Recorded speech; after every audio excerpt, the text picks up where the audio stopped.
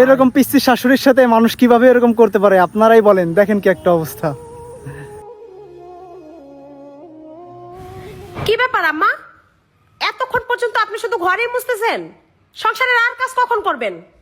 রান্না বান্না সবই তো পড়ে রয়েছে।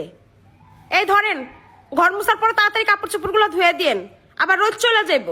চত্ব সব। আম্মা, আম্মা। এই তো বৌমা, কি হয়েছে বলো। কি হয়েছে মানে? তাড়াতাড়ি খাইতে দেন, ক্ষুধা লাগছে আমার। কিন্তু বৌমা, রান্না তো হয় নাই। কি বললেন আপনি? রান্না হয় নাই মানে? বৌমা, তুমি তো কতগুলা কাপড় চোপড় ধুইতে দিলা, বললা রোদ চলে যাইব তাড়াতাড়ি ধুইয়া দিতে। আমি তো ঘর মুইসা কাপড় চোপড় ধুইলাম, রান্না করার তো সময় পাই নাই। কিন্তু দেখেন, চ্যাটাং চ্যাটাং কথা বলার সময় ঠিকই পাইতেছেন। কথা তো চ্যাটাং চ্যাটাং বলতাছেন, অথচ কামের বেলা দেখেন এইটা হয় নাই, সেইটা হয় নাই, সময় পাই নাই, কত যে আপনার বাহানা। কয়টা মাত্র কাপড় চোপড় ধুইছেন, আর এখন বাজে কয়টা? দুপুর 2:30। এখন পর্যন্ত আপনি রান্নাঘরে যাইতেই পারেন নাই। তো রান্না দুপুরের খাবার কি আমি রাত্রে খাবো নাকি আম্মা? এইভাবে কথা কইতাছো কে বৌমা? আমি তো এই বাড়ির কাজের লোক না।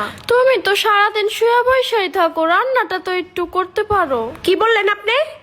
আপনি এই বাড়ির কাজের লোক না, সেটা আমিও জানি। কিন্তু আপনার পিছনে প্রতি মাসে যেই টাকা আমার খরচ হয়, আপনার ওষুধের পিছনে, আপনার খাওয়া কাপড় চাপড়, এই টাকা দিয়া না আমি 4টা বুয়া রাখতে পারি, বুঝছেন? 4টা বুয়া রাখলে না সারাদিন শুয়া বসা তো দূরের কথা, আমার শরীর মাইচা মাইচা গোসল পর্যন্ত করাই দিব, আর মুখে তুলা খাওয়াইয়াও দিব। আপনারা পাইলে আমার কি এমন লাভ হয়? হ্যাঁ, তাছাড়া ছেলের জন্য কি এমন করছেন যে শুয়া বসা খাইতে চান? ছেলেটারে তো ঠিক মতো মানুষও করতে পারেন নাই, কত কষ্ট করে নিজে নিজে লেখাপড়া করছে। জোয়ানকালেই তো আমার শ্বশুরদারে গিল্লা খাইছেন। বাচ্চা থেকে যে সন্তানগুলারে মানুষ কইরা থইয়া যাইবো, ভবিষ্যতের জন্য কিছু কইরা থইয়া যাইবো, এইটাও তো করতে পারে নাই। একলা একলা কত কষ্ট করে আমার জামাইটা লেখাপড়া কইরা আজকে প্রতিষ্ঠিত, আর এখন আইছেন আপনি শুয়া বসা খাইতে। কত শখ, তাই না আম্মা? বৌমা, তোমার এসব কথাবার্তা আমার আর সহ্য হয় না। তা সহ্য করতে কইছে কে আম্মা আপনারে? যান না, চইলা যান না। আপনাদের জন্য তো সরকারে কত সুন্দর ব্যবস্থা করছে, বৃদ্ধাশ্রম।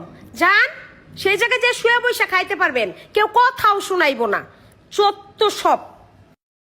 ও আল্লাহ, আর তুমি কত কষ্ট দেওয়ার জন্য আমার বাসায় রাখছো। জোয়ান কালে বিধবা বানাইলা, ভাবছিলাম পোলাটা বড় হলে সব কষ্ট দূর হয়ে যাইব। আমি আর সহ্য করতে পারতাছি না আল্লাহ।